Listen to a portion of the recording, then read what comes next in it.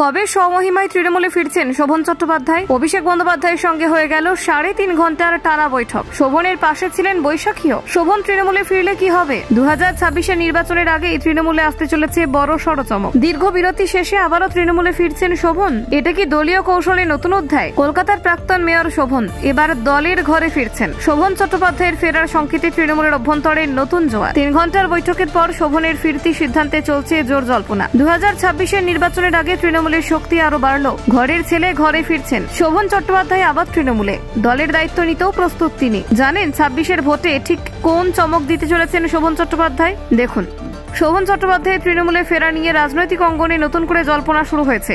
এদিন অভিষেক বন্দ্যোপাধ্যায়ের সঙ্গে 3 ঘন্টারও বেশি সময় ধরে বৈঠক করেছেন শোভন। এই বৈঠকে উপস্থিত ছিলেন বৈশাখী বন্দ্যোপাধ্যায়ও। শোভন এবং অভিষেকের সাক্ষাতের পর তৃণমূলের বিভিন্ন অন্দরমহলে আলোচনা শুরু হয়েছে, যেন সব দূরত্ব মুছে আবার ঘরের ছেলে ঘরে ফিরছে। শোভনের তৃণমূলে যোগদান নিয়ে এই প্রথম জল্পনা নয়, এর আগে বহুবার শোভনের তৃণমূলের সঙ্গে ঘনিষ্ঠ সম্পর্ক হওয়ার খবর প্রকাশিত হয়েছে। তবে তখনও কোনো কারণে তিনি আনুষ্ঠানিকভাবে দলের সঙ্গে পুনরায় যুক্ত হননি। তৃণমূলের সঙ্গে দূরত্ব তৈরি হওয়ার পর শোভন রাজনীতির আলোচনায় কম উপস্থিত ছিলেন।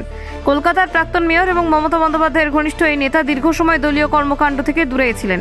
তবে 2026 নির্বাচনের আগে অভিষেক বন্দ্যোপাধ্যায়ের সঙ্গে এই দীর্ঘ বৈঠক রাজনৈতিক মহলে নতুন আশার আলো জ্বালিয়েছে। শোভনের ঘনিষ্ঠ মহলের বক্তব্য, তিনি সব টানাপোড়েন কাটিয়ে এবার দলের কাছে ফিরে আসার ইচ্ছে প্রকাশ করেছেন। শোভন এই বৈঠকে দলের যে দায়িত্ব তাকে দেওয়া হবে তা পালন করতে প্রস্তুত রয়েছেন। শোভন চট্টোপাধ্যায় তৃণমূলের অন্যতম গুরুত্বপূর্ণ নেতা হিসেবে পরিচিত।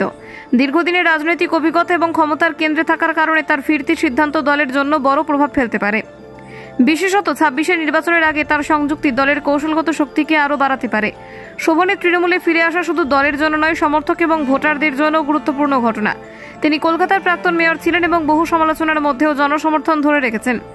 তার উপস্থিতি দলের আস্থা এবং শক্তি উভয়কে বৃদ্ধি করতে পারে। বৈঠকের পর শোভনের ঘনিষ্ঠ মহল জানিয়েছে, শোভন অভিষেককে জানিয়েছেন যে তিনি দলের যে কোনো দায়িত্ব পালন করতে প্রস্তুত। এটা স্পষ্ট করে যে তিনি রাজনীতিতে পুনরায় সক্রিয় হতে আগ্রহী। দলের অভ্যন্তরে এই সংযুক্তি নতুন এক দিগন্ত খুলতে পারে। শোভনের তৃণমূলে ফেরা রাজনৈতিক বিশ্লেষকদের জন্য দারুণ ইঙ্গিত। তারা মনে করছেন এর ফলে তৃণমূলের অভ্যন্তরীণ একতা আরও দৃঢ় হবে। দীর্ঘদিনের দূরত্ব এবং বিভিন্ন রাজনৈতিক ঘটনা সত্ত্বেও শোভনের পুনরায় যুক্ত হওয়া দলকে নির্বাচনী প্রস্তুতিতে শক্তিশালী করবে। রাজনীতিবিদ হিসেবে শোভনের অভিজ্ঞতা দলের জন্য অমূল্য। তিনি বিভিন্ন সময় দলের নীতি, জনমত এবং নির্বাচনী কৌশল নিয়ে গুরুত্বপূর্ণ ভূমিকা পালন করেছেন।